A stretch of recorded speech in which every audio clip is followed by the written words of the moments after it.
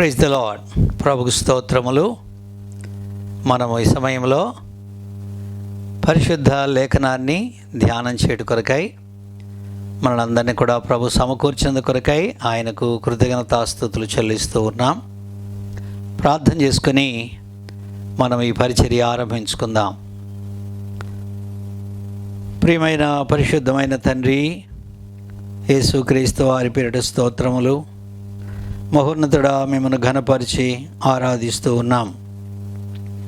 భూమి మీద మమ్మలను సజీవముగాను ఆరోగ్యకరముగాను మమ్మలను కనికరించి మీ సన్నిధికి సమకూర్చేందుకు కొరకై స్తోత్రాలు, కృతజ్ఞత వందనము చెల్లించుకుంటూ ఉన్నాం. నాయన,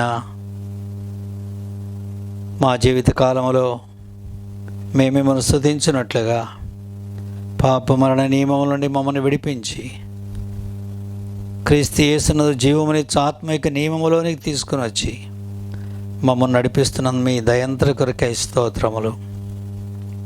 మీ కలవరి బలియాగము ద్వారా పాప శాపము నుండి మమ్మల్ని విమోచించినందు కొరకై స్తోత్రాలు.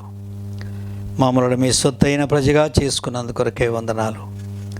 మా అనుదిన జీవితంలో నాయన మేము పరిశుద్ధముగా, నీతిగా, భక్తిగా బ్రతికి మిమ్మల్ని మహిమపరచుట కొరకై మా చేతిలో ఉంచిన మీ పరిశుద్ధ లేఖన గ్రంథాన్ని బట్టి స్తోత్రాలు. ప్రభువా, మీకు వందనము చెల్లించుకుంటూ ఉన్నాం. ఈ సమయంలో మీ వాక్యాన్ని మేము ధ్యానం చేస్తూ ఉండగా మీ సన్నిధి మాకు అనుగ్రహించి మహిమ పొందమని కృతజ్ఞత వందనములతో పాటలు, వాయిద్యముల సమస్త మీ మహిమ కొరకే దీవించమని యేసు ప్రభు నామములో ప్రార్థించి వేడుకుంటూ ఉన్నాము తండ్రి. ఆమెన్.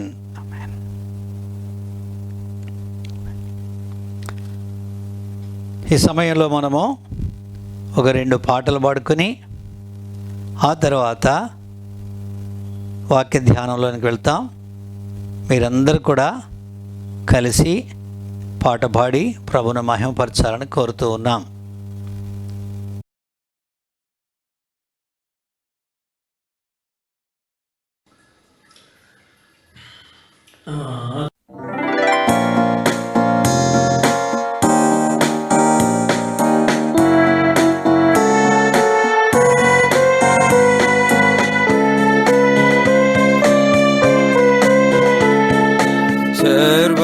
సర్వకృపానిధియగు ప్రభువా, సకల చరాచర సంతోషమా, స్తోత్రము చేసి స్తుతించెదము, సంతసముగా నిన్ను పొగడెదము. స్తోత్రము చేసి స్తుతించెదము, సంతసముగా నిన్ను పొగడెదము. హల్లెలూయా, హల్లెలూయా, హల్లెలూయా, హల్లెలూయా, హల్లెలూయా అని పాడెదను, ఆనందముతో సాగెదను, ఆనందముతో సాగెదను.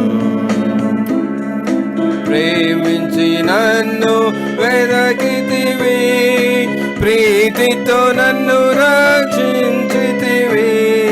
ప్రేమించి నన్ను వెదకితివి, ప్రీతితో నన్ను రక్షించితివి.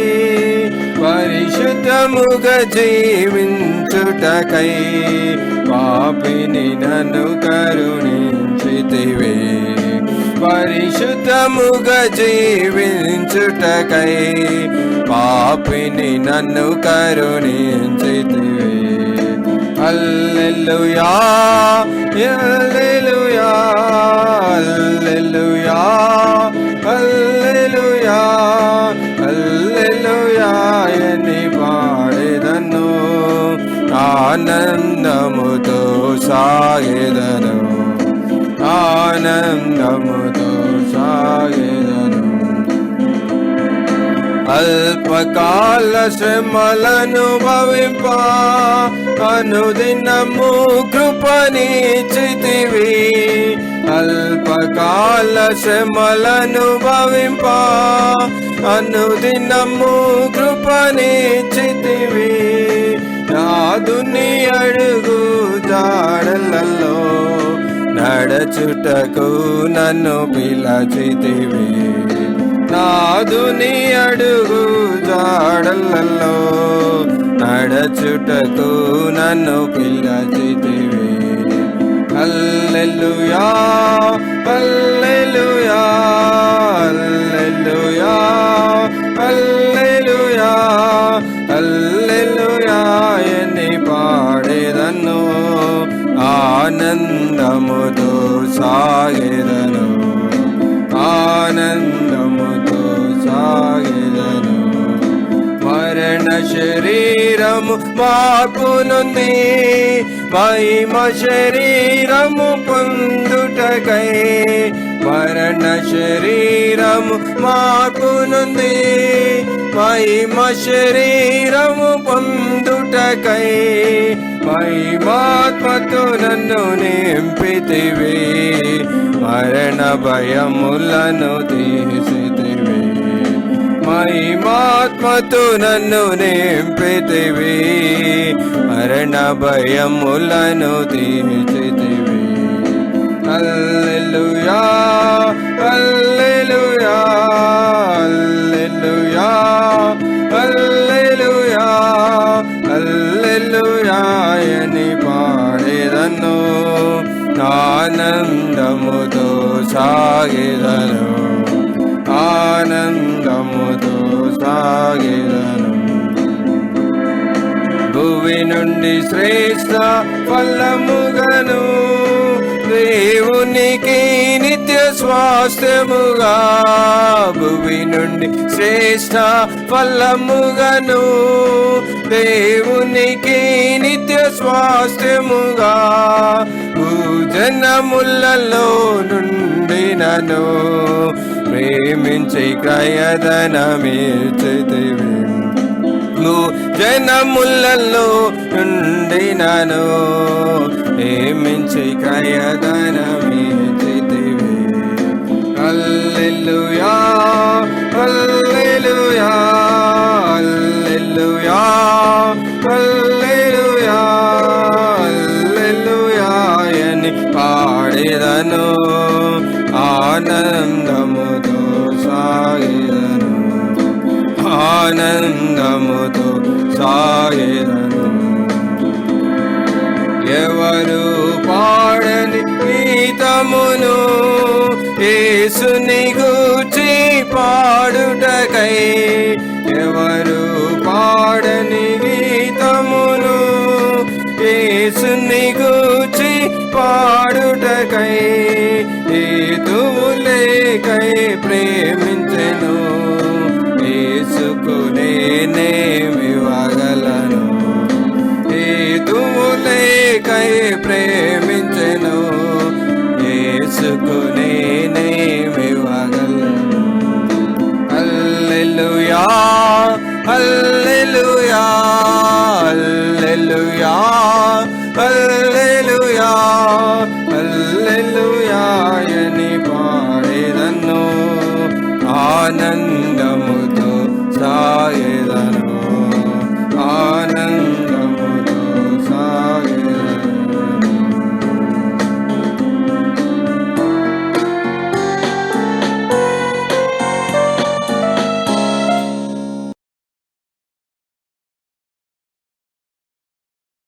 నియమము ద్వారా సాగిపోదము. ఆత్మ నియమము ద్వారా సాగిపోదము.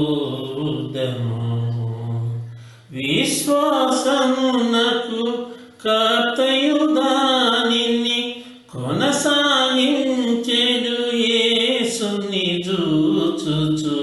విశ్వాసమునకు కర్తయు దానిని కొనసాగించెడు యేసుని చూచుచు.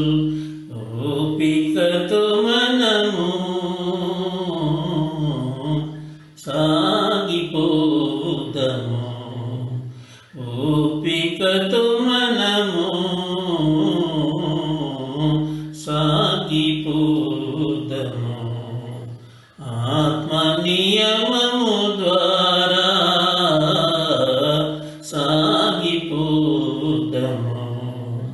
భక్తిహీనులకు నీతిని చాటుచు జల ప్రళయమున ఓడలో చేరిన భక్తిహీనులకు నీతిని చాటుచు జల ప్రళయమున ఓడలో చేరిన నోవహు వలె మనము సాగిపోదము. నోవహు వలె మనము సాగిపోదము. ఆత్మ నియమము ద్వారా సాగిపోదము. ఆత్మ నియమము ద్వారా సాగిపోదము.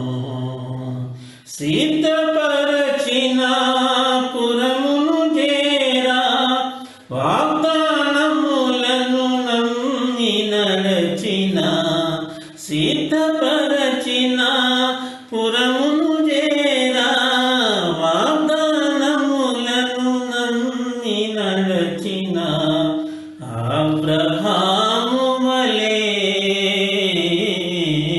సాగిపోదము. అబ్రహాము వలె సాగిపోదము. ఆత్మ నియమము ద్వారా సాగిపోదము. ఆత్మ నియమము ద్వారా సాగిపోదము. దేవుని ప్రజలతో శ్రమయే మేలని ఐగుప్తు పాపపు భోగము విడచిన దేవుని ప్రజలతో శ్రమయే మేలని ఐగుప్తు పాపపు భోగము విడచిన మోషే వలె మనము సాగిపోదము. మోషే వలె మనము సాగిపోదము. ఆత్మ నియమము ద్వారా సాగిపోదము. ఆత్మ నియమము ద్వారా సాగిపోదము.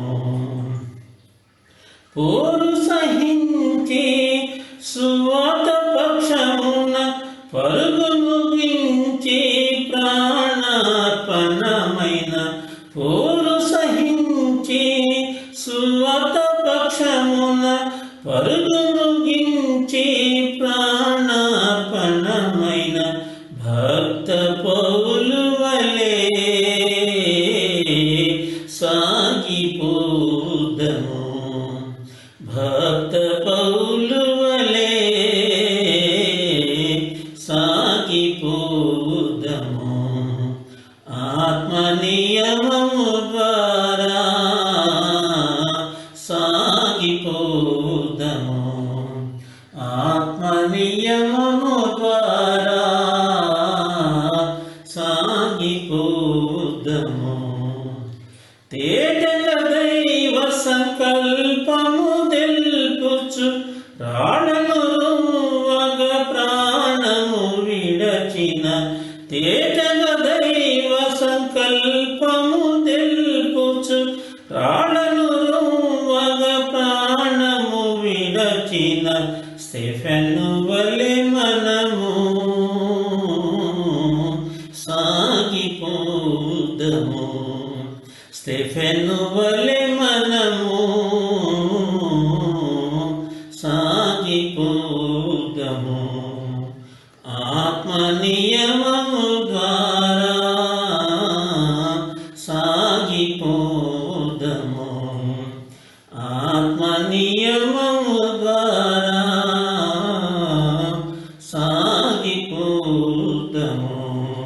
విశ్వాసమునకు కాతయు దానిని కొనసాగించెడి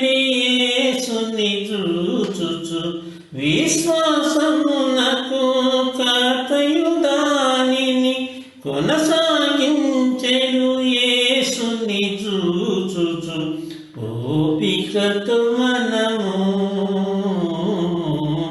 సాగిపోదము, ఓపికతో మనము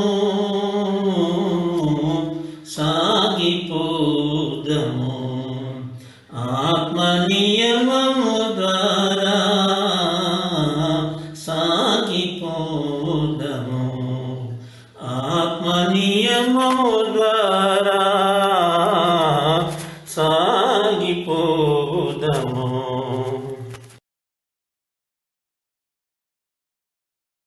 ప్రియులారా, ఈ సమయంలో మనము ఆది కాండము 41వ అధ్యాయం నుండి ఈ దినాన మన ధ్యానాన్ని కొనసాగించుకుందాం. ఆది కాండము 41వ అధ్యాయము మన పితరుడైనటువంటి యోసేపు యొక్క జీవితాన్ని మనము ధ్యానం చేస్తూ ఉంటున్నాం. 41వ అధ్యాయంలో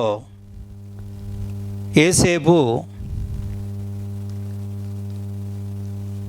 చెరసాలలో నుండి బయటికి రప్పించబడి ఐగుప్తు రాజు అయినటువంటి ఫరో ఎదుట నిలిచాడు.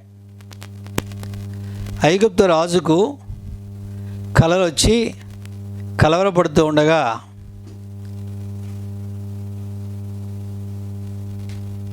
ఫరో యొక్క పానదాయకుడైనడు యోసేపును గురించి జ్ఞాపకం చేసుకొని ఫరోతో తాను చెరసాల్లో ఉన్నప్పుడు తన కలభావం చెప్పినటువంటి హెబ్రీయుడైనటువంటి రాజసంరక్షక సేనాధిపతి యొక్క సేవకుడైన పడుచువాడైనటువంటి యోసేపును పరిచయం చేశాడు. యోసేపు యొక్క పేరు చెప్పలేదు, కేవలం అయ్యా చెరసాలలో ఇలాంటి ఒక వ్యక్తి ఉన్నాడు, అతడు మా కలలు వివరించాడు అని చెప్పినప్పుడు ఫరో వెంటనే యోసేపును పిలిపించాడు. యోసేపు చెరసాల వస్త్రాలు తీసివేసి మంచి బట్టలు కట్టుకొని రాజు సన్నిధిలో నిలబడి రాజు కలిగినటువంటి కల యొక్క భావాలని చెప్పడమే కాదు, ఆ తర్వాత దినాల్లో ఏం చేస్తే సమస్యకు పరిష్కారం దొరుకుతుందో ఆ విషయాన్ని కూడా యోసేపు వివరించాడు. అప్పుడు ఫరో యోసేపు దేవుని ఆత్మ గలవాడని గుర్తిరిగి ఐగుప్తు రాజ్యమంతటి మీద అధికారిగా నిర్ణయించాడు. యోసేపును తన తర్వాత అనగా ఆ రాజ్యంలో రెండవ వ్యక్తిగా చేశాడు. యోసేపు ఫరో యొక్క ఆజ్ఞ ప్రకారంగా ఐగుప్తు దేశంలో రెండవ స్థానాన్ని తీసుకొని ఆ కల యొక్క భావ ప్రకారంగా సమస్తాన్ని సిద్ధపరిచాడు. ఆ రీతిగా ఐగుప్తు దేశంలో ఉన్న ప్రజలకును చుట్టుపట్ల దేశంలో ఉన్న వారికి అందరికీ సమస్త జనాలకి కరువు కాలంలో ఆహారమును పంచిపెట్టేవాడైనాడు. ఇది ఈ అధ్యాయంలో ఉండేటువంటి కొన్ని ప్రాముఖ్యమైనటువంటి సంగతులు. ఈ అధ్యాయంలో మనం చూసినప్పుడు యోసేపు చెరసాల నుండి రాజభవనములోనికి తీసుకొని రాబడినాడు. Joseph moved from prison to palace. రెండవదిగా మనం చూసినప్పుడు ఈ చెరసాలలో ఒక సేవకుడుగా ఉన్నటువంటి యోసేపు ఐగుప్తు రాజ్యం అంతటికి కూడా ఆహారం ఇచ్చి రక్షించేటువంటి రక్షకుడుగా ఆయన హెచ్చించబడ్డాడు. From servant to saviour. అంతేకాకుండా ఒక అనామకుడుగా ఉన్నటువంటి యోసేపు ఐగుప్తు దేశంలో ఒక 10 మందికి తప్పక ఎవరికీ తెలియనటువంటి ఈ యోసేపు ఇప్పుడు అందరికీ అధిపతి అయి పేరు ప్రఖ్యాతులు గలవాడయ్యాడు. From obscurity to great prominence. ఇది యేసేపుకి జీవితంలో దేవుడు చేసినటువంటి కార్యము.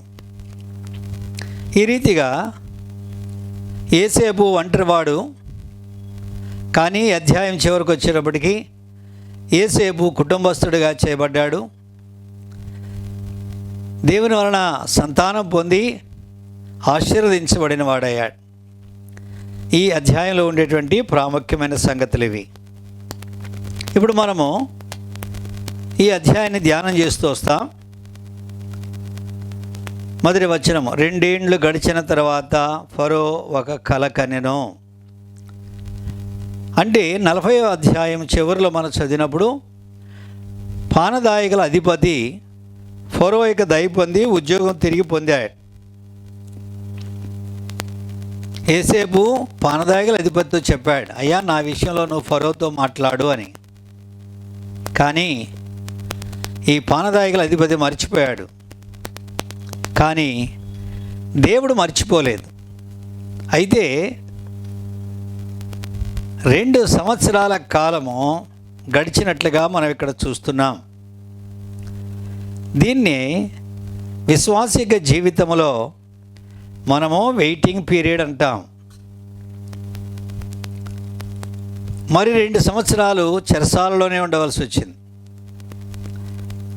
మొత్తం ఎన్ని సంవత్సరాలు చెరసాలలో ఉన్నాడనేది మనకు స్పష్టంగా తెలియదు, కానీ 2 సంవత్సరాల కంటే ఎక్కువ కాలమే యేసేపు చెరసాలలో ఉన్నాడు.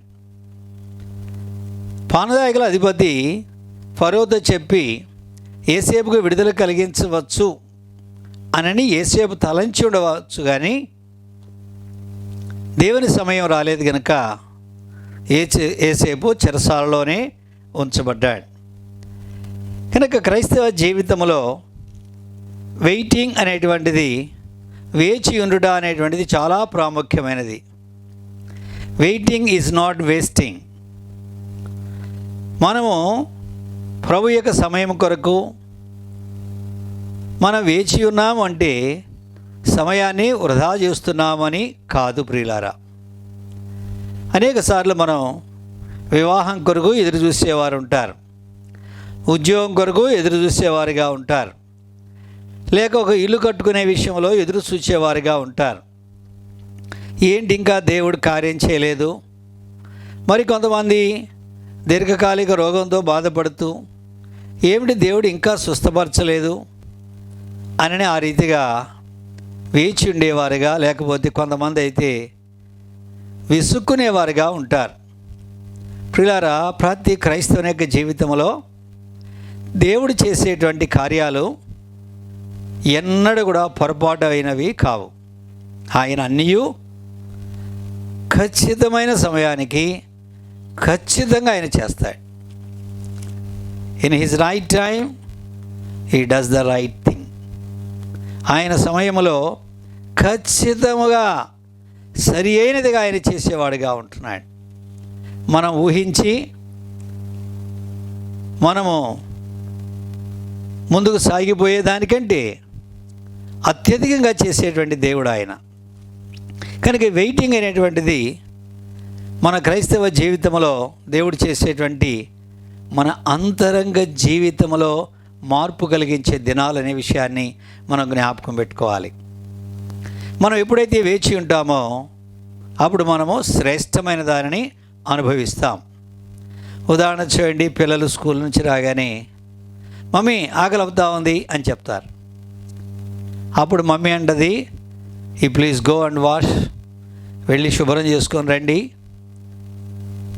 ఈలోపుగా నేను మీ కొరకే ఒక మంచి రుచికరమైన ఆహార పదార్థాన్ని తయారు చేస్తున్నాను అని చెప్పి మీరు సిద్ధంగా రండి అని చెప్పినప్పుడు, లేదు మమ్మీ నాకు ఆకలి అవుతా ఉంది, నేను ఆగలేను అని అంటే, లేదు బిడ్డ వేచి ఉండు, నీ కొరకు శ్రేష్టమైన దాన్ని సిద్ధపరుస్తున్నానని తల్లి చెప్తుంది. ఎవరైతే ఆ రీతిగా తల్లి చెప్పిన మాట ప్రకారంగా వేచి ఉంటారో ఒక 15 నిమిషాలు లేదా ఒక అరగంట, వారికి శ్రేష్టమైన రుచికరమైన ఆరోగ్యకరమైన తాజాగా ఉండేటువంటి ఆహార పదార్థం వారికి అందించబడుతుంది. ఆ రీతిగా కాకుండా తొందరపడితే ఏదో నిన్న మొన్న వండినటువంటిది ఏదో మిగిలింటే దాన్ని తిని అనారోగ్యం తెచ్చుకునేవారుగా ఉంటారు. కనుక వెయిటింగ్, తల్లి వేచియుండు అని చెప్తున్నదంటే అది ఎంతో మనకి మేలు అనే విషయాన్ని జ్ఞాపకం పెట్టుకోవాలి. తల్లి కంటే మరి ఎక్కువగా మనం ప్రేమించేటువంటి ప్రభువు మరి మన విషయంలో ఎంత శ్రేష్టమైన వాటిని మన కొరకు సిద్ధపరుస్తున్నాడు అనే విషయాన్ని మనం జ్ఞాపకం పెట్టుకోవాలి. అన్నిటికంటే కష్టమైన పని ఏంటో తెలుసా? వేచియుండుట. పైగా ఈ దినాల్లో ఇన్స్టెంట్ కాఫీ అన్నీ ఇన్స్టెంట్గా జరిగేటువంటి దినాల్లో దేవుడు ఇన్స్టెంట్గా కార్యాలు చేయడు. ఏ కాలమైనా సరే దేవుడు మాత్రము తన సమయం వచ్చే వరకు మనము తొందరపడినంత మాత్రం చేత, మనము ఉపవాసం ఉండి ప్రార్థన చేసినంత మాత్రం చేత దేవుడు కార్యం చేయడు. ఆయన సమయము వచ్చే వరకు. యోహాను సువార్త 2వ అధ్యాయంలో కానా వివాహంలో ద్రాక్షరసం అయిపోయినప్పుడు యేసు ప్రభు యొక్క తల్లి అయిన మరియ వచ్చి వారికి ద్రాక్షరసం అయిపోయింది అని చెప్పినప్పుడు ప్రభు అంటాడు, అమ్మా నాతో నీకేమి పని, నా సమయం ఇంకనూ రాలేదు అని చెప్పాడు. ఆ తర్వాత ఎంత సమయం ప్రభు తీసుకున్నాడో మనకు తెలియదు, కానీ ఆయన నీళ్లను ద్రాక్షరసంగా మార్చి ఆ ఇంటిలో ఉండే కొరతను తీర్చాడు. కనుక ప్రభు యొక్క సమయము అనేది మనం జ్ఞాపకం పెట్టుకోవాలి. ప్రియులారా, మనందరి జీవితాల్లో కూడా దేవుడు ఆలస్యం చేసి మేలుకరమైనటువంటి సంగతులను ఆయన మన పక్షంగా నెరవేర్చేవాడనే విషయాన్ని మనం చూస్తూ ఉంటున్నాం. దేవుని యొక్క కార్యాలు ఎప్పుడు కూడా అవి మేలుకరమైనవి అనే విషయాన్ని మనం జ్ఞాపకం పెట్టుకోవాలి. నా అనుభవంలో ఇంటర్మీడియట్ కోర్స్ అయిపోయిన తర్వాత వెంటనే డిగ్రీలో చేరలేకపోయినాను, డిగ్రీ కోర్సుకు చేరలేకపోయాను. ఆర్థికమైన ఇబ్బందులను బట్టి మరి చదువు ఆగిపోయింది. అప్పటికి యేసుప్రభు అంటే నాకు తెలియదు. ఆయన పేరు విన్నానే కానీ ఆయన గురించి, ఆయన ఇచ్చే రక్షణ గురించి ఈ సంగతులు ఏవి నాకు తెలియదు. ప్రియులారా, దేవుని వాక్యంలో ఉన్నది, నీవు నన్ను ఎరుగకుండినప్పటికీ నేను నిన్ను సిద్ధపరిచి తిని అని దేవుడు యెషయా గ్రంథంలో మాట్లాడుతున్నాడు. మనం ఆయనను ఎరగలేదు, కానీ జగత్తు పునాది వేయబడక మునిపి ఆయన మనల్ని ఎరిగి ఉన్నవాడనే విషయాన్ని జ్ఞాపకం పెట్టుకోండి. కనుక దేవుడు నన్ను ఎరిగి ఉన్నాడు. 1 సంవత్సరం పాటు పొలంలో పని చేసుకున్నాం, కూలి పని కూడా చేసినాను. 1 సంవత్సరం అయిన తర్వాత కొంత వీలు కలగజేస్తే అప్పుడు నేను కాలేజీలో చేరాను. ఫస్ట్ ఇయర్ అయిపోయింది. సెకండ్ ఇయర్ సెలవుల్లో 2వ సంవత్సరం పరీక్షలు రాసిన తర్వాత, లేకపోతే 2వ సంవత్సరం పరీక్షల్లో ఏప్రిల్ మే మాసాలలో ప్రభు నా హృదయాన్ని తాగుతూ వచ్చాడు. ఆ రీతిగా 1976వ సంవత్సరం మే నెల 20వ తేదీన ప్రభు నా హృదయాన్ని తెరిచిన దాన్ని బట్టి నేను ఆయనను నా సొంత రక్షణగా స్వీకరించాను. ఆ తర్వాత నేను 3వ సంవత్సరం కాలేజీలో చేరాను. ఆ దినాల్లో అది 1976-77 భారతదేశం అంతటా కూడా ఎమర్జెన్సీ పీరియడ్. మామూలుగా కాలేజీలో ప్రెసిడెంట్కి, వైస్ ప్రెసిడెంట్, సెక్రటరీస్కి ఎలక్షన్లు జరుగుతూ ఉంటాయి.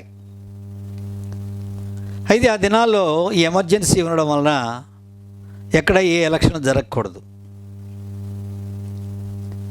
కాలేజీ అంతట్లో ఎవరికి ఫస్ట్ ర్యాంక్ వస్తుందో వారే కాలేజీకి ప్రెసిడెంట్.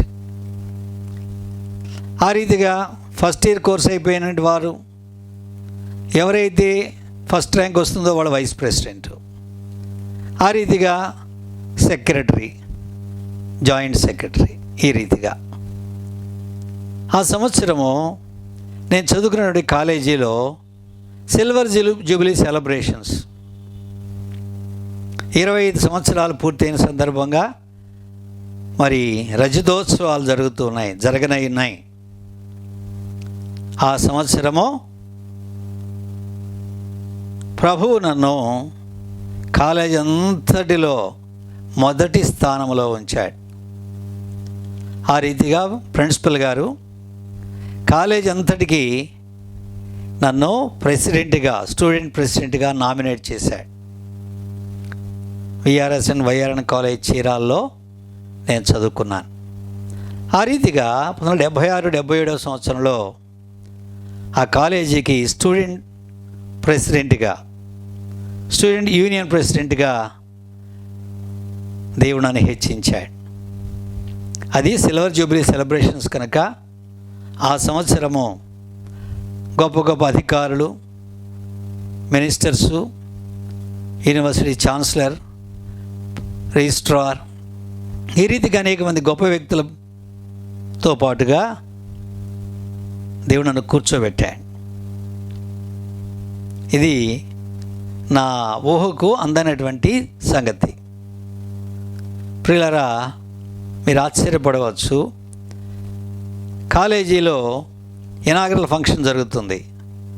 ఆ ఇనాగరల్ ఫంక్షన్కి సరైనటువంటి షర్ట్ నా దగ్గర లేకపోతే మా రూమ్మేట్ యొక్క షర్ట్ వేసుకొని నేను ఆ ఫంక్షన్లో స్టూడెంట్ యూనియన్ ప్రెసిడెంట్గా ఇనాగరల్ అడ్రస్ ఇచ్చినాను. అది పరిస్థితి. ఊహించండి, దేవుని యొక్క కార్యాలు ఎంత ఘనమైనవి, ఎంత గంభీరమైనవి. ఆ ఒక్క సంవత్సరం నేను ఇంటి దగ్గర ఉండకుండా ఉంటే నేను ఆ కాలేజీలో ప్రెసిడెంట్గా ఉండేవాడిని కాదు. ఆ సిల్వర్ జూబిలీ సెలబ్రేషన్స్లో ఆ ఘనత కలిగేది కాదు. కనుక దేవుని యొక్క ఏర్పాట్లు చాలా ఆశ్చర్యకరంగా ఉంటాయి. యేసేపు యొక్క జీవితంలో మనం చూసినప్పుడు 2 సంవత్సరాలు దేవుడు యేసేపును చెరసాలలోనే ఉంచాడు. ఇంకా ఒక మాటలో చెప్పుకోవాలంటే 13 సంవత్సరాల కాలము యేసేపు ఐగుప్తులో శ్రమ గుండా వెళ్ళాడు. కొద్ది కాలం పోతిఫర్ ఇంట్లో ఘనత పొందినప్పటికీ తిరిగి అతడు చెరసాలలో వేయబడ్డాడు. కనుక ఒక సేవకుడుగా ఐగుప్తు దేశంలో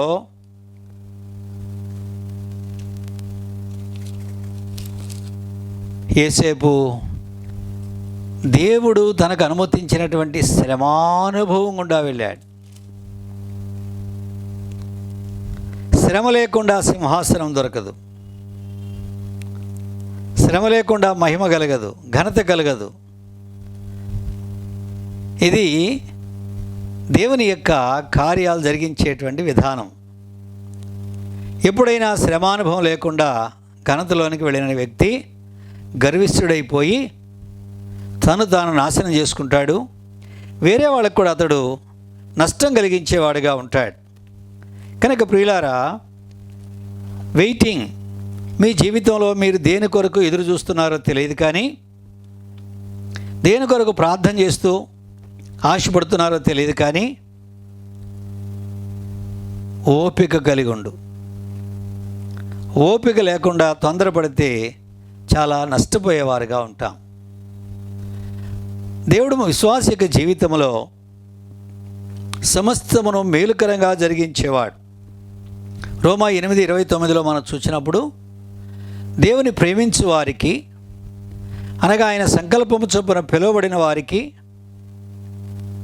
మేలు కలుగుటకై సమస్తమును సమకూర్చి జరిగించుచున్నాడని చూస్తున్నాం అక్కడ. ఎందుకు అంటే మన జీవితాల్లో అక్కడ 29వ వచనం మనం చూసినప్పుడు తన కుమారుని యొక్క సారూప్యం మనలోనికి వచ్చినట్లు ప్రభు మన జీవితాల్లో ఆ రీతిగా వెయిటింగ్ పీరియడ్ పెడుతున్నాడు. కనుక యేసేపును 13 సంవత్సరాలు దేవుడు తర్ఫీ చేసినాడు. యేసేపు ఎంత ఉన్నతమైన స్థలానికి పోబోతున్నాడో అది దేవునికే తెలుసు, మరి ఏ మానవునికే తెలియదు, యేసేపుకు కూడా తెలియదు. ఆరంభంలో తన కలలో వచ్చిన మాట నిజమే, కానీ తాను భవిష్యత్తులో ఏం కాబోతున్నాడనేది తనకు ఖచ్చితమైనటువంటి గ్రహింపు తనకు లేదు. కనుక దేవుడు ఒక్కడే ఎరిగిన వాడు కనుక ఆ ఉన్నతమైన స్థానం కొరకై దేవుడు యోసేపును ఆ కఠినమైనటువంటి అనుభవాల గుండా తీసుకువెళ్ళాడు 13 సంవత్సరాలు. ప్రియులారా, ఎప్పుడైతే దేవుని సమయం వస్తుందో అప్పుడు ఎంత త్వరగా విడుదల దొరుకుతుందో మనం ఊహించలేనంత త్వరగా దేవుడు కార్యాలు చేస్తాడు. యోసేపు ఐగుప్తులో కఠినమైనటువంటి పనులు చేసి దాసుడుగా ఉండి దేవుని యొక్క స్వభావ లక్షణాలు ఎప్పుడైతే యోసేపులో వచ్చినాయో, అంటే ఎవరు కూడా సంపూర్ణులు కాలేరు, దేవుడు తలంచిన పరిమాణంలో యోసేపు అభివృద్ధి పొందినాడో అప్పుడు యోసేపు చెరసాల్లో నుండి బయటికి ఆహ్వానించబడ్డాడు. ఏదో విడిచిపెట్టి పొమ్మనడం కాదు, రాజు యుద్ధ నుండి ఆహ్వానం వచ్చింది. కీర్తన గ్రంథము 105వ అధ్యాయంలో మనం ఈ మాట చదువుతున్నాం ప్రియులారా. కీర్తన 105 20వ వచనము, రాజు వర్తమానము పంపి అతని విడిపించెను, ప్రజలను ఏలినవాడు అతని విడుదల చేసెను. రాజు వర్తమానం పంపించాడు. ఇక్కడ కూడా చూడండి, ఆదికాండము 41వ అధ్యాయము 14వ వచనము, ఫరో యోసేపును పిలువనంపెను, కాబట్టి చెరసాలలో నుండి అతని త్వరగా రప్పించిరి. ఫరోనే యోసేపును పిలువనంపాడు. చెరసాల నుండి ఇంటికి బొమ్మచ్చి కాదు, తన నగరానికి, తన సింహాసనం దగ్గరకు పిలిచాడు. త్వరపెట్టినారు యోసేపును. తన యొక్క చెరసాల వస్త్రాలు తీసివేశాడు, మంచి బట్టలు కట్టుకున్నాడు, తర్వాత క్షౌరము చేయించుకున్నాడు అనే విషయాన్ని చూస్తున్నాం. ఆ మాట ఎందుకు అంత ప్రాముఖ్యంగా వ్రాయబడింది అంటే, హెబ్రీయులు సాధారణంగా వారు గడ్డం పెంచుకుంటారు, వారు గడ్డము తీయరు. గడ్డం తీయడం అనేటువంటిది అవమానకరమైన సంగతి. మనం చూసినట్లయితే లేఖనాల్లో దావీదు అమ్మోను రాజు చనిపోయినప్పుడు అతని కుమారుడైనటువంటి హానూనును ఆదరించడానికి కొంతమంది వ్యక్తులను పంపించాడు. హానూను దావీదు యొక్క మంచితనాన్ని అనుమానించి తన యొక్క అధిపతులు చెప్పిన మాట విని, దావీదు నీ రహస్యాలు తెలుసుకోవడానికి మనుషులను పంపించాడు, నేను ఆదరించడానికి కాదని చెప్పినప్పుడు ఈ యవనస్తుడైనటువంటి హానూను దావీదు పంపిన మనుషులను గడ్డం గొరిగించి పంపించేస్తాడు. అది ఎంతో అవమానకరమైనటువంటి సంగతి. కనుక ప్రియులారా, హెబ్రీయులకు గడ్డము పెంచుకోవడము అనేది వారికి ఘనత, గౌరవము. అయితే ఐగుప్తీయులకు గడ్డం ధరించిన వాడంటే చాలా అసహ్యం. కనుక ఇప్పుడు యోసేపు క్షౌరం చేయించుకున్న వాడై రాజు అయినటువంటి ఫరో ఎదుటికి తీసుకొని రాబడ్డాడు. కనుక దేవుడు పిలిచేవాడు అనే విషయాన్ని జ్ఞాపకం పెట్టుకోండి. మనం ఎక్కడున్నా సరే దేవుడు మనల్ని పిలుస్తాడు. చూడండి, దేవుని వాక్యంలో సామెతల గ్రంథము 22వ అధ్యాయము 29వ వచనం, సామెతలు 22:29, తన పనిలో నిపుణత గల వారిని చూచితివా, అల్పులైన వారి ఎదుట కాదు, వాడు రాజుల ఎదుటనే నిలుచును. తన పనిలో నిపుణత. యోసేపు దేవుని యొక్క మాట ప్రకారంగా శ్రమ అనుభవిస్తూ వచ్చాడు. ఎన్నడూ కూడా దేవుని ప్రశ్న వేయలేదు, సనగలేదు. ఆ రీతిగా యోసేపు దేవుని మాటకు లోబడిన దాన్ని బట్టి దేవుని యొక్క ఆత్మ యోసేపును ఆవరించినాడు.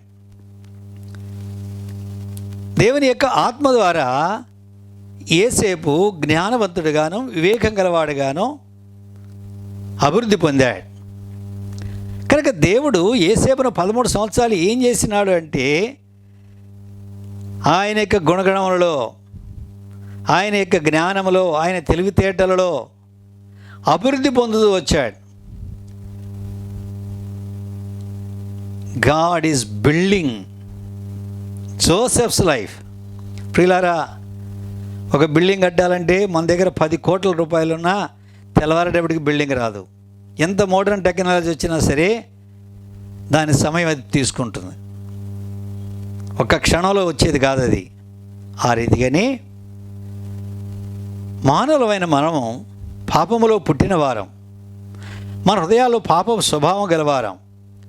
యేసుక్రీస్తుల కృపచేత మనం రక్షించబడినామో, పాప శాపం నుండి విడుదల పొందినామో, ఇప్పుడు మనం దేవుని బిడ్డలమైనాం.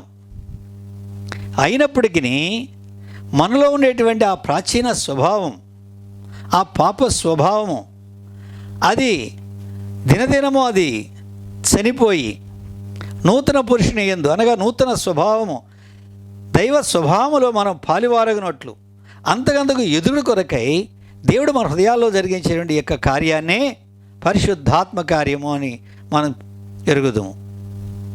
ఆయన దినదినమో మనలో పనిచేస్తున్నాడు. మహిమ నుండి అధిక మహిమలోనికి ఆయన మనం తీసుకొని పోతూ ఉంటున్నాడు. సత్యము నుండి సర్వసత్యములోని తీసుకొని పోతున్నాడు. పరిశుద్ధత నుండి అతి పరిశుద్ధతలోని తీసుకొని పోతున్నాడు. అందుకని ఇంగ్లీష్లో ఒక పాట ఉన్నది, little by little, day by day, my Jesus is changing me. కొద్ది కొద్దిగా నా యేసు ప్రభు నన్ను మారుస్తున్నాడు. Even though the change is not quite clear, yet there is a change. నాలో ఎంత మార్పు వచ్చింది అనేటువంటిది స్పష్టంగా కనపడకపోయినప్పటికీ నాలో మార్పు ఉన్నది. ఒక దినాన నేను ఆయనను పోలి ఉంటాను అని ఆ పాట యొక్క అర్థం. కనుక ప్రియులారా, ప్రభు మన హృదయాల్లో తన కార్యం జరిగిస్తూ ఉంటున్నాడు. యేసేపు యొక్క హృదయంలో 13 సంవత్సరాల కార్యం చేసినాడు. యేసేపుని వెంటనే ఆ ఉన్నతమైన స్థానానికి తీసుకురాలేదు. ఆయన యొక్క క్యారెక్టర్ని దేవుడు బిల్డ్ చేస్తూ వచ్చినాడు. దీనత్వంలో, తను తాను తగ్గించుకోవడంలో, దేవునికి సన్నిహితంగా జీవించడంలో, దేవుని యొక్క కార్యాలకు తలవంచి దేవుని సమయం కొరకు వేచి ఉండే అనుభవాన్ని దేవుడు యేసేపుకు నేర్పిస్తూ వచ్చాడు. కనుక ఇప్పుడు రాజు ఎదుట నిలబడ్డాడు. ఇంకొక మాట కూడా చూడండి, ప్రసంగి గ్రంథము 2వ అధ్యాయము 26వ వచనంలో, ఏలయనగా దైవ దృష్టికి మంచివాడుగా నుండి వానికి దేవుడు జ్ఞానమును, తెలివిని, ఆనందమును అనుగ్రహించును. అయితే దైవ దృష్టికి ఇష్టడుగు వానికి ఇచ్చుడకై ప్రయాసపడి పోగు చేయు పనిని ఆయన పాపాత్మునికి నిర్ణయించును.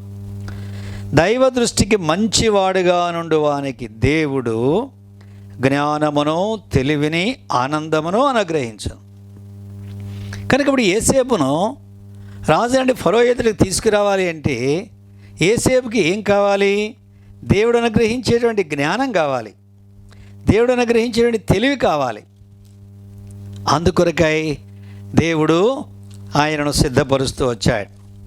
అంతేకాకుండా 4వ అధ్యాయము 13, 14 వచనాలు చదువుదాం. అక్కడే ప్రసంగిలో 4, 13, 14. మూఢత్వము చేత బుద్ధి మాటలకి చెవియొగ్గలేని ముసలిరాజు కంటే భేదవాడైన జ్ఞానవంతుడకు చిన్నవాడే శ్రేష్ఠుడు. అట్టివాడు తన దేశమందు భేదవాడుగా పుట్టినను పట్టాభిషేకమునందుడకు చెరసాలలో నుండి బయలు వెళ్ళును. సొలొమోను the wisest, Solomon the wisest, జ్ఞానులందరిలో జ్ఞానం గలవాడని ఆయనకు నేటి వరకు కూడా అదే పేరు. ఆయన ఈ మాట రాశాడు. బహుశా అది యేసేపుకి జీవితంలో నుంచి పరిశుద్ధాత్ముడు ఆయనకు చూపించుండవచ్చు. పేదవాడు, సేవకుడు, బానిస, ఖైదీ, అలాంటి వ్యక్తిని దేవుడు ఏం చేసినాడు?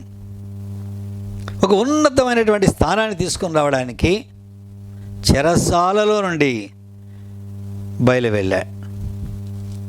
కనుక ప్రియులారా, దేవుని యొక్క కార్యాలు ఎంత అద్భుతంగా ఉంటాయో మనం ఇక్కడ చూస్తూ ఉంటున్నాం.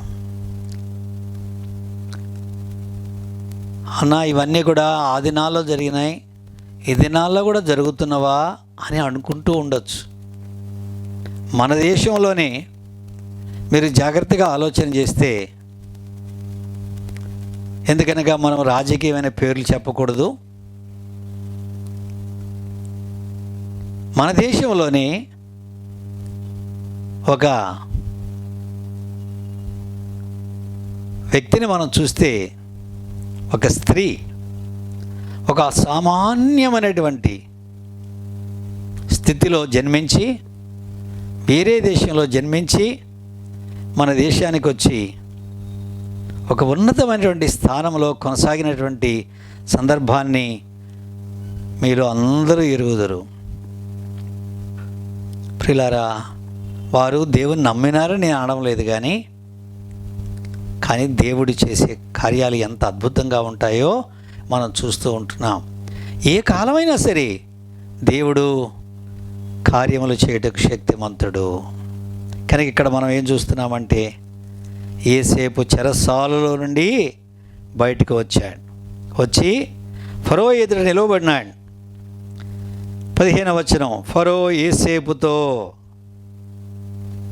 ఇప్పుడు ఫరోకు కలిగిన కల గురించి యేసేపుకు చెప్తున్నాడు. ఎందుకంటే అంతకుముందు తన దేశంలో నుండి మంత్రగాండ్లని, శకునగాండ్లని, గాఢ విజయగల వారిని, ఇంకా ఆయా విధమైనటువంటి పండితులైన వారిని పిలిచాడు. కానీ వారెవ్వరు కూడా, ఐగుప్తు విద్వాంసులందరినీ పిలిచాడు, వారెవ్వరు కూడా ఫరో యొక్క కలభావమును చెప్పలేకపోయినారు. ఇప్పుడు ఫరో యేసేపు సంగతి విని యేసేపుని పిలిపించి యేసేపుకు చెప్తున్నాడు, నేను ఒక కలగన్నాను, నేను నది ఒడ్డున ఉన్నాను. ఈజిప్టు దేశమునకు నైలు నది ఎంతో ప్రాముఖ్యమైనది. ఈ నైలు నది యొక్క డెల్టా ప్రాంతంలో పండేటువంటి పంట చాలా ఖరీదైనది, విస్తారంగా పండుతుంది. ఒక ఎకరానికి పండేటువంటి గోధుమలు ఐగుప్తులో పండినంత పంట అమెరికాలో కూడా పండదు ప్రియులారా. ఇప్పటికీ ఈ రోజు కూడా ఒక ఎకరానికి అంత పంట పండుతుంది ఈ ఐగుప్తు దేశంలో. అంత ఫలభరితమైనటువంటి ప్రాంతం అది అంత సారవంతమైన భూమి. కనుక ఇప్పుడు ఆ నైలు నది ఒడ్డు నిలబడినప్పుడు తన కలలో ఏమి చూసినాడంటే 7 ఆవులు చూసినాడు. ఈ ఆవులు చాలా బలంగా ఉన్నాయి. అవి ఏటిలో నుండి బయటకు వచ్చినాయి. సాధారణంగా ఆవులు ఏటిలో సగం మునిగుంటాయి, ఎందుకంటే ఆ ఈగలు తప్పించుకోవడానికి, ఎండ వేడిని తప్పించుకోవడానికి నీడలో ఉంటాయి. కనుక ఇప్పుడు ఆ నీడలో నుండి బయటకు వచ్చి అక్కడ ఒడ్డున జమ్ము ఉంటే జమ్ములో మేస్తూ ఉంటున్నాయి ఆవులు. ఆ తర్వాత మరలా తన కలలో మరొక సంగతి చూచాడు. 7 బలహీనమైన ఆవులు. బలహీనం అంటే వాటికి ఆహారం లేక ఎండిపోయి ఎముకలు కనబడేటంత వికారమైనటువంటి ఆవులు కనపడ్డాయి. ఈ వికారమైన ఆవులు ఈ మొదటి 7 ఆవులను తినివేసినాయి. అయినప్పటికీ ఆ వికారమైనటువంటి ఆవులు కడుపులో ఆహారం పడినట్టుగా లేదు. అవి ఇంకనూ బక్కగా ఉన్నాయి, వికారంగా ఉన్నాయి. ఇది ఫరోకు వచ్చిన కళ. నిద్రపోయినాడు, మరలా కళ వచ్చింది. ఆ కళలో ఒక దంటున 7 వెన్నులు, పుష్టిగా పెద్ద కంకి. పూర్వకాలం అంటే నేను వ్యవసాయ పనులు చేసే దినాల్లో వెన్ను వచ్చినప్పుడు ఒక వెన్నులో గింజలు లెక్క పెట్టేవాళ్ళం. ఒక వెన్నులో కనుక 140 గింజలు ఉన్నాయి అంటే ఆ ఎకరం 50 బస్తాలు పండుతుందని ఎస్టిమేషన్ వేసేవాళ్ళు. ఒక్క వెన్నులో 140 గింజలు ఉంటే. ఆ రీతిగా ఈ వెన్ను చాలా పుష్టిగా ఉంది. మరి కొంతసేపు అయిన తర్వాత ఎండిపోయిన వెన్నులు, పేల వెన్నులు, దాన్ని ఏమంటామంటే మన భాషలో తాలు, అలాంటి వెన్నులు వచ్చినాయి. అందులో గింజలు లేవు కదా, ఒట్టి పొట్టే ఉంటుంది, కానీ అది ఎలా కనపడుతుంది? వెన్నులా కనపడుతుంది. అలాంటి 7 పేల వెన్నులు వచ్చేసినాయి. ఈ 7 పేల వెన్నులు పుష్టిగా ఉన్నటువంటి 7 వెన్నులను తినివేసినాయి. ఈ రెండవ కళ ఫరోకి ఎంతో కలవరం కలిగింది. ఇప్పుడు ఈ కళ యొక్క భావాన్ని ఫరో యోసేపుకు చెప్పాడు. యోసేపుకు చెప్పినప్పుడు యోసేపు ఏమన్నాడో చూడండి. 16వ వచనము.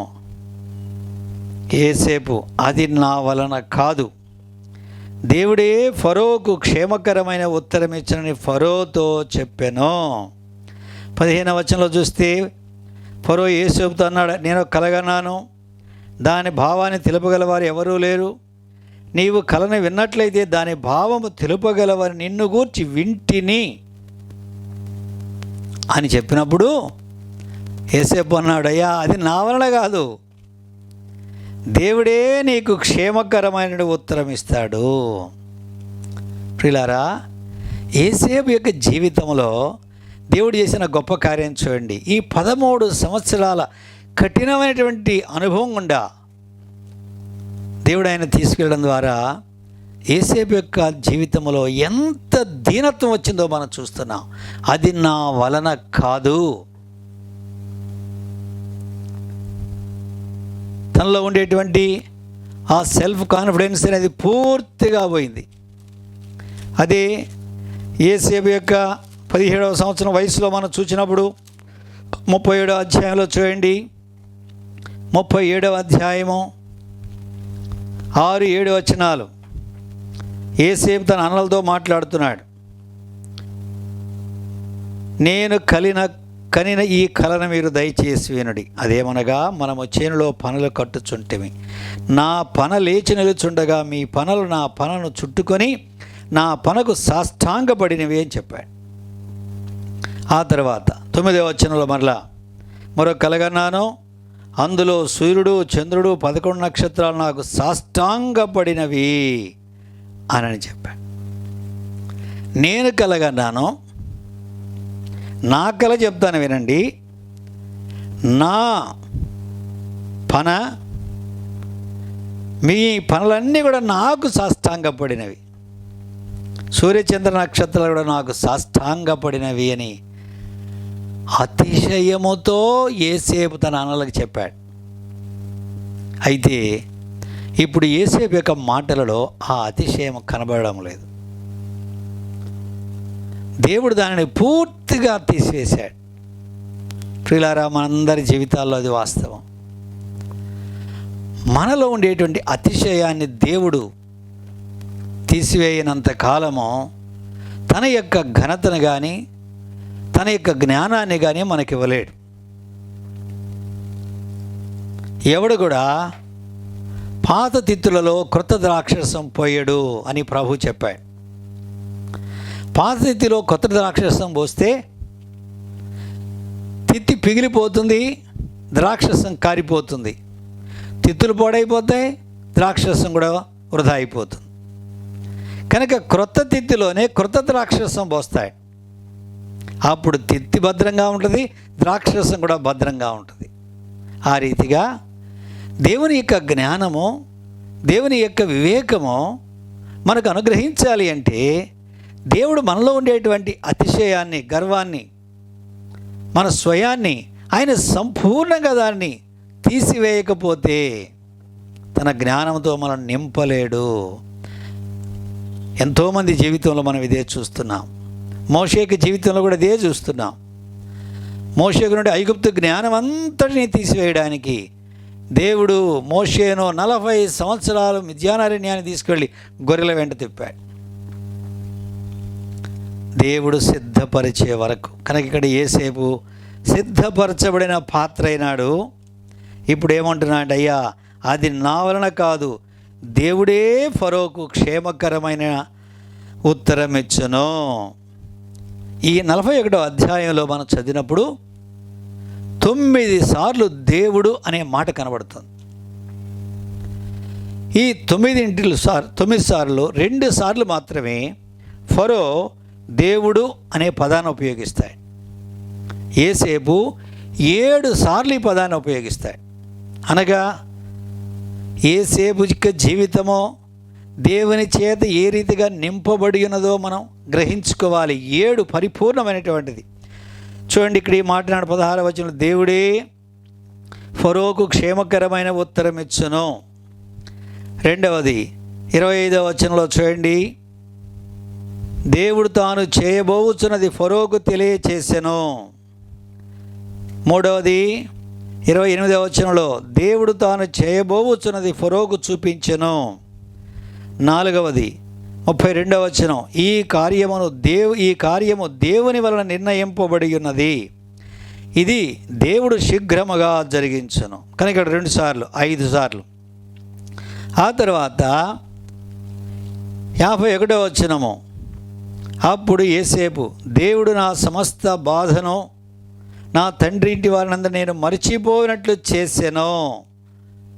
ఇది 6వ సారి. 7వ సారి 52వ వచనం, అతడు నాకు బాధ కలిగిన దేశమందు దేవుడు నన్ను అభివృద్ధి పొందించానని చెప్పి రెండవానికి ఎఫ్రాయిం అని పేరు పెట్టాను. 7 సార్లు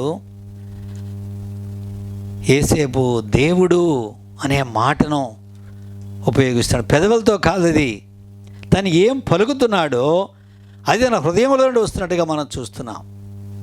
2 సార్లు మాత్రమే ఫరో దేవుడు అన్నాడు, అది కూడా యోసేపును గురించి. 38వ వచనం చూడండి, ఫరో తన సేవకులను చూచి ఇతని వలె దేవుని ఆత్మగల మనుషుని కనుగొనగలమా అని అన్నాడు. ఆ తర్వాత 39లో, మరియు ఫరో దేవుడిదంతయో నీకు తెలియపరచను. కనుక యోసేపు గురించి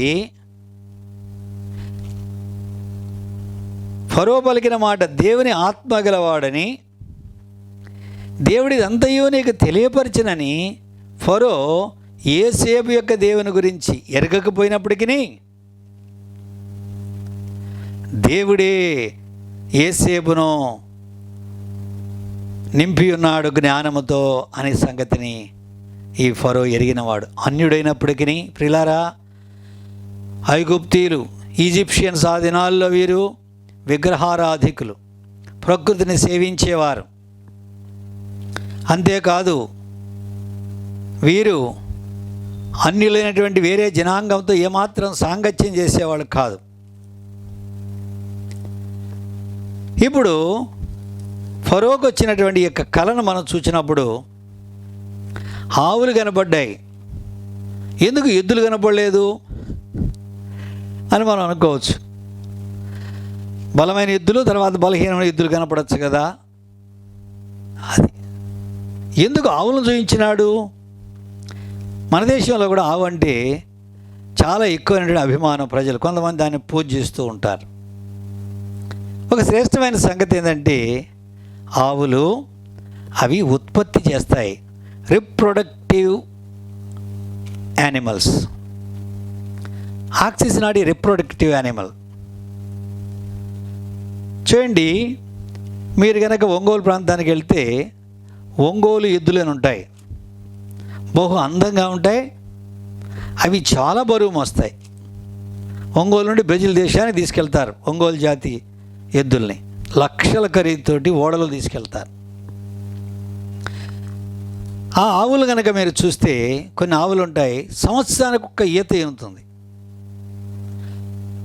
ఆ రీతిగా అవి కోడెదూడలను పుట్టిస్తూ ఉంటాయి, ఉత్పత్తిని కలిగించి. మళ్ళీ ఆవును చూస్తే అదేం అందంగా కనబడదు, మరి కోడెదూడ అంత అందంగా ఎట్లా వస్తుంది అనేది చాలా విచిత్రమైన సంగతి. కనుక ప్రియులారా, అంటే ఇక్కడ ప్రొడక్షన్, పంట పండేటువంటి సంగతి. యోసేపు కలలు విన్నప్పుడు ఫరోతో ఏమన్నా అంటే ఈ 2 కూడా ఒకటే అన్నాడు. 7 బలిష్టమైనటువంటి పుష్టి కలిగినటువంటి వెన్నులు అన్నాడు. వెనులోంచి గింజలు వస్తే ఆ గింజలు మళ్ళా మనం విత్తనం వేస్తే మరలా పంట వస్తుంది. ఆ రీతిగా అభివృద్ధి అనేటువంటి విషయాన్ని మనం చూస్తున్నాం. కనుక అభివృద్ధి కలిగేటువంటి 7 సంవత్సరాలు, ఆ రీతిగా అభివృద్ధి లేనటువంటి సంవత్సరాలు. గత బైబిల్ స్టడీలో మనం చూసినాం, దేవుడు కళలు ఇచ్చా అంటే అన్యాచురల్గా ఉండేటువంటి కళలు ఇవ్వడని. న్యాచురల్గా ఉంటాయి ఆయన యొక్క దర్శనాలు కూడా. విశ్వాసకు ఒక కళ ఇచ్చినాడు అంటే అవన్నీ కూడా ఆయన న్యాచురల్గా ఉండేటట్టుగానే ఆయన చేస్తూ ఉంటున్నాడు. కనుక ఇక్కడ దేవుడే ఫరోకు ఈ కళలు ఇచ్చాడు. ఎందుకు ఇచ్చినాడు? ఫరో విగ్రహారాధికుడు కదా, జీవమగల దేవుడు తన భవిష్యత్ సంకల్పాన్ని బట్టి తన ప్రజలైనటువంటి అబ్రహాము, ఇస్సాకు, యాకోబు సంతానాన్ని రానైన కరువు కాలంలో వారిని కాపాడి వారిని బ్రతికించిన కొరకై దేవుడు బహు సారవంతమైనటువంటి దేశాన్ని ఏమి చేయబోతున్నాడో ఆయనకు బయలుపరిచి, దేవుడు యాకోబు ఇంటి వారిలో అందరికంటే ముందుగా యోసేపును పంపించి వారు సజీవంగా ఉండడం కొరకే ఆహారాన్ని సిద్ధపరిచి దాచిపెట్టడానికి దేవుని యొక్క కార్యం ఇది. కనుక ప్రియులారా, మనం ఏం చూస్తున్నామంటే యోసేపు ఎలాంటి వాడంటే దేవునికి మహిమనిచ్చేవాడుగా మనం చూస్తున్నాం. ఎక్కడా కూడా తన ప్రస్తావన రాలేదు, తన శ్రమ గురించి మాట్లాడలేదు. అయ్యా నాకు అన్యాయంగా చెరసాల్లో వేశారు అయ్యా అని మొరపెట్టుకోవాలా, అయ్యా నేను అక్కడి నుంచి దొంగిలించబడానని చెప్పలేదు. అదే 2 సంవత్సరాల క్రితం అయితే పానదాయకంతో అన్నాడయ్యా నేను హెబ్రీ దేశంలో నుంచి దొంగిలించబడినాను, ఈ చెరసాల్లో వేయబడ్డాను కూడా నేనే అన్యాయం చేయలేదు అని చెప్పాడు. కానీ ఈ 2 సంవత్సరాల కాలంలో దేవుడు యోసేపు యొక్క జీవితంలో చేసిన కార్యాన్ని మనం గమనించినట్లయితే, ఇప్పుడు ఫరో ఎదుట యోసేపు తన గురించి ఒక్క మాట కూడా పలకడం లేదు. ప్రియులారా, 2 సంవత్సరాల ముందు ఏవైతే ఉందో యోసేపు హృదయంలో దాన్ని కూడా దేవుడు తీసివేశాడు. తీసివేసి ఇప్పుడు దేవుని మహిమ, రెండవది ఇతరుల యొక్క క్షేమాన్ని మాత్రమే అతను ఆలోచన చేసేవాడుగా ఉంటున్నాడు. అంతేగాని తన గురించిన ఒక్క మాట కూడా ఎక్కడా లేదు. చూడండి, అదే దేవుని వాక్యంలో మనం చూసినప్పుడు ప్రభు ప్రజలైన వారు తమ కంటే తమను కొనిన ప్రభువుకు ఘనత కలుగునట్లు, తన సొంత కార్యము కంటే ప్రభు యొక్క కార్యములు వృద్ధి పొందినట్లు, ఆ కార్యాల్లో ప్రయాసపడినట్లుగా ఆయన ప్రజలైనటువంటి మనము ఎరిగేవారంగా ఉంటున్నాం. చూడండి, 25వ వచనానికి వచ్చేటప్పటికి యోసేపు ఫరో కన్న కల ఒక్కటే దేవుడు తాను చేయబోవచ్చున్నది ఫరోకు తెలియచేసెను. మనం అనుకోవచ్చు, భక్తిహీనుడికి ఎందుకు దయచేశాడు? యోసేపుకు చూపించచ్చు కదా, యోసేపుకు చూపిస్తే అది జరగదు. రాజులైనా అధికారులైనా ప్రియుల అన్యులైనప్పటికీ, ఏ రాజ్యమైనప్పటికీ వారు దేవుని చేతనే నియమించబడినారనే విషయాన్ని మనం జ్ఞాపకం పెట్టుకోవాలి. దేవుడు ఇవ్వకుండా ఎవరికి ఏ అధికారము కలగలేదు. అధికారములన్నీ దేవునివే. వారు అన్యులైనప్పటికీ పరిపాలకులు వారు దేవుని వలనే అధికారంలోనికి తీసుకొని రాబడ్డారనే విషయాన్ని జ్ఞాపకం పెట్టుకొని వారిని మనము సన్మానించాలి, వారికి విధేయత చూపించాలి. కనుక ఇక్కడ దేవుడు ఫరోకు బయలుపరిచాడు ఇది చేయబోయే కార్యము. ఆ చేయబోయే కార్యాన్ని ఫరోకు బయలుపరిచినప్పటికీ ఫరోకు దానికి గ్రహింపు లేదు కాబట్టి దాన్ని వివరించిన కొరకే దేవుడు తన దాసుడైనటువంటి యోసేపును సిద్ధపరిచాడు. యోసేపు దేవుని యొక్క కార్యం ఏమిటో అది వివరిస్తూ ఉంటున్నాడు. మళ్ళా 28వ వచనంలో మనం చూసినప్పుడు దేవుడు తాను చేయబోవచ్చున్నది ఫరోకు చూపించెను. మరి రెండవసారి ఈ మాట అంటున్నాడు, అయ్యా 2 కళలు కూడా ఒకే కళ. ఎందుకు ఇది రెట్టింపు చేయబడింది అంటే ఇది బహు శీఘ్రముగా జరగబోతూ ఉన్నది. 32వ వచనం చూడండి, ఈ కార్యమును దేవుని వలన ఈ కార్యము దేవుని వల్ల నిర్ణయింపబడి ఉన్నది, ఇది దేవుడు శీఘ్రముగా జరిగించును. It is established by God and he is going to do it quickly. ఇక్కడ మనం చూస్తే పై వచనంలో యోసేపు చెప్పినాడు, అయ్యా ఈ 7 ఆవులు 7 వెన్నులు, ఈ బలిష్టమైనటువంటివి, ఈ పుష్టిగలైనటువంటివి, ఈ 7 కూడా ఏంటయ్యా అంటే 7 సంవత్సరాలు. ఆ తర్వాత బలహీనమై బక్క చిక్కిపోయిన ఆవులు, లేక తూర్పు గాలికి వచ్చిన పీలవెన్నులు 7, ఇవి కూడా 7 సంవత్సరాలు అనే విషయాన్ని ఫరోకు యోసేపు తెలియచేశాడు. కనుక ఇది దేవుడు శీఘ్రముగా జరిగించబోతున్నాడు. ఇది నాలెడ్జ్ దేవుడు యోసేపుకు బయలుపరిచినాడు. ఇది ప్రియులారా మనం చూసినట్లయితే 38వ వచనం చూడండి. అతడు తన సేవకులను చూచి, ఇతని వలె దేవుని ఆత్మగల మనిషిని కనుగొనగలమా నేను. యోసేపులో దేవుని ఆత్మ ఉన్నాడు అనే సంగతిని అన్యుడైనటువంటి ఫరో గమనించాడు. యోసేపు ఫరోకు ఒక ప్రసంగం చేయలేదు. యోసేపు ఫరో ఎదురు ఒక పెద్ద ప్రార్థన చేయలేదు. యోసేపు యొక్క దీనత్వము, యోసేపు యొక్క సంభాషణ, యోసేపు యొక్క జ్ఞానము, యోసేపు యొక్క తెలివి, వీటన్నిటిని బట్టి రాజైన ఫరో ఏం అర్థం చేసుకున్నా అంటే ఇతని యందు దేవుని ఆత్మ ఉన్నది. లేఖనంలో మనం చూసినప్పుడు, ఆది కాండం నుండి చూసినప్పుడు, ఇది మొట్టమొదటిసారిగా పరిశుద్ధాత్ముడు ఒక వ్యక్తిని ఆవేశించినట్లుగా మనం గమనిస్తూ ఉంటున్నాం. పరిశుద్ధాత్మ ద్వారా మాట్లాడినటువంటి సందర్భం ఇది మొట్టమొదటిగా దేవుని వాక్యంలో ఆత్మ పొందినటువంటి వ్యక్తి అయినటువంటి యోసేపును గురించి రాయబడిన మాట. కనుక ఈ రీతిగా యోసేపు ఫరో సన్నిధిలో దేవునికి మహిమ కలిగినట్లు, దేవునికి ఘనత కలిగినట్లుగా ప్రవర్తించాడు. ఎక్కడ కూడా తన స్వయాన్ని గురించినటువంటి మాటే లేదు ప్రియులారా. ఆ రీతిగా దేవుడు తన జీవితాన్ని మార్చినాడు. ఇప్పుడు యోసేపు కల భావం చెప్పడమే కాదు, కరువు వస్తుంది అని చెప్పడమే కాదు, ఆ కరువు కాలంలో ఏ రీతిగా దేశాన్ని ప్రజలను కాపాడుకోవాలి అనే దానికి జ్ఞానయుక్తమైన ఆలోచన ఇస్తున్నాయి.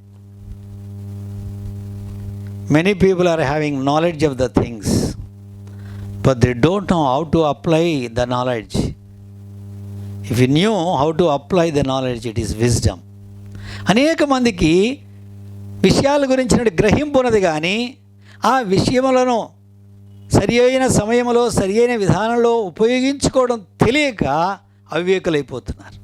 కనుక జ్ఞానము అంటే ఏంటంటే యెహోవా యందు భయభక్తులు కలిగినదే జ్ఞానమునకు మూలము.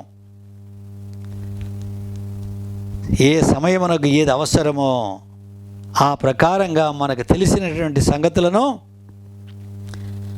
సద్వినియోగపరచుకోవడానికి జ్ఞానము అని చెప్పబడుతున్నది. కనుక ఇక్కడ యోసేపు జ్ఞానాన్ని ఉపయోగిస్తున్నాడు. ఇది దేవుని ఆత్మలో కలిగిన జ్ఞానం.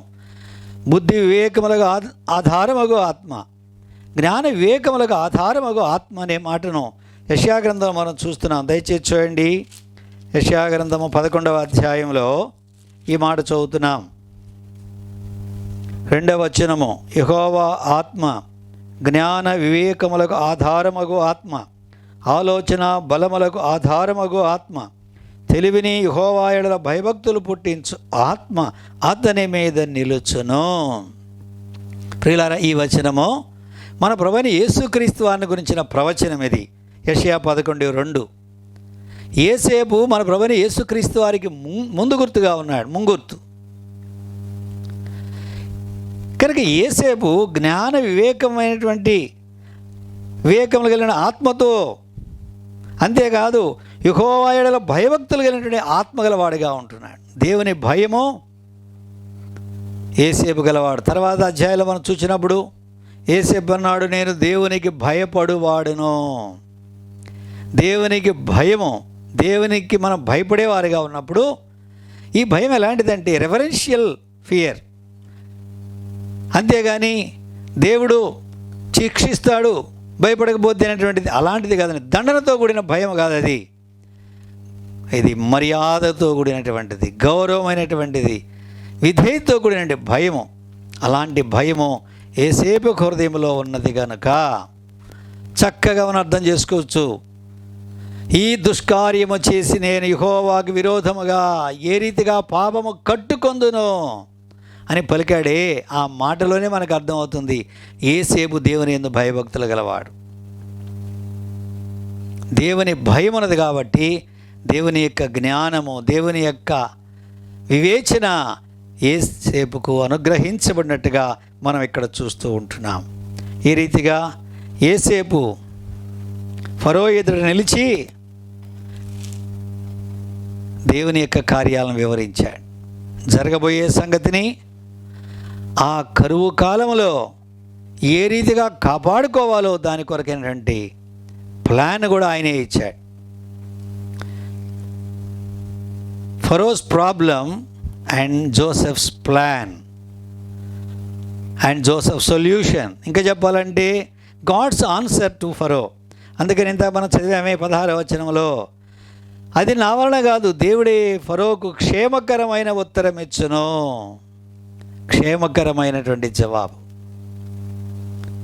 దేవుని మీద ఆధారపడినప్పుడు మనకు క్షేమకరమైనటువంటి జవాబు ఆయన మనకు అనుగ్రహించేవాడుగా ఉంటున్నాడు. కనుక యేసేపు యొక్క దీనత్వాన్ని మనము నేర్చుకుందాం. పరిశుద్ధాత్ముడు మనకు నేర్పిస్తూ ఉంటున్నాడు. అనగా యేసు ప్రభు యొక్క దీనత్వం. ప్రభు అన్నాడు, నేను సాత్వికుడను దీన మనసు గలవాడను గనక నా కాడి ఎత్తుకుని నా యుద్ధ నేర్చుకొనడి, అప్పుడు మీ ప్రాణములకు విశ్రాంతి దొరుకును. 13 సంవత్సరాలు నేర్పించాడు ప్రభువు యేసేపుకు. మీరు 1 సంవత్సరం కాగానే, 2 ఏళ్ళు కాగానే, 10 ఏళ్ళు కాగానే ఇంకేంది నేర్చుకునేది, నాకంతా తెలుసు అనుకొని చాలామంది గర్విష్ఠులైపోయి పతనమైపోయేవారుగా ఉంటున్నారు. ప్రియులారా, మనం ఎంత దీనత్వంలోనికి వస్తున్నామో అంతగా దేవుడు మనను తన ఆత్మచేత నింపేవాడుగా ఉంటున్నాడు. ఈ అనుభవంలో ప్రభు మనందరినీ నడిపించునుగాక. ఆమేన్. వచ్చే వారంలో మిగిలిన విషయాలు మనం ధ్యానం చేద్దాం. మీరు వాక్యాన్ని చదివి సిద్ధపడి రమ్మని మనం చేస్తూ ఉంటున్నాను. ప్రార్థన చేసుకుందాం. ప్రియమైన దేవా, మీకు స్తోత్రములు. యేసుక్రీస్తు వారి పేట వందనాలు చెల్లిస్తున్నాము నాయన. మా పితరుని యేసేపును మీరు ఏ రీతిగా సిద్ధపరిచావో, ఏ రీతిగా రాజు ఎదుట నిలబెట్టి జ్ఞాన వివేకములకు ఆధారముగా ఆత్మచేత నింపి తన యొక్క సమస్యకు జవాబు మాత్రమే కాకుండా రానున్న కరువు కాలంలో దానికి పరిష్కారాన్ని కూడా ఇచ్చే జ్ఞానం ఇచ్చావు. ఈ భూలోకంలో మేము కూడా ఆ రీతిగా నాయన మీ కొరకు నిలిచి అనేకులకు ఆశీర్వాదకరంగా ఉండినట్లు మమ్మల్ని కనికరించు. మీకే మహిమ నాయన. యేసుక్రీస్తు వారి పేరిట స్తుతించి వేడుకుంటున్నాము తండ్రి. ఆమెన్. మన ప్రభు అయిన యేసుక్రీస్తు వారి కృప, పరమ తండ్రి అయిన దేవుని ప్రేమ, పరిశుద్ధాత్మ సహవాసము మనకందరికీ సకల పరిశుద్ధులకును ఇప్పుడునో ఎల్లప్పుడునూ తోడయుండి నడిపించునుగాక. ఆమెన్. ప్రియులారా, శుక్రవారం నాడు ఉపవాస ప్రార్థన. ఇది నెలలో 2వ శుక్రవారం, 2వ శనివారానికి ముందు రోజు శుక్రవారం. మనము 7:30 నుండి రాత్రి 12:30, 1 గంట వరకు మనం ప్రార్థనలు గడుపుతాం. అందరూ పాలు పొందండి.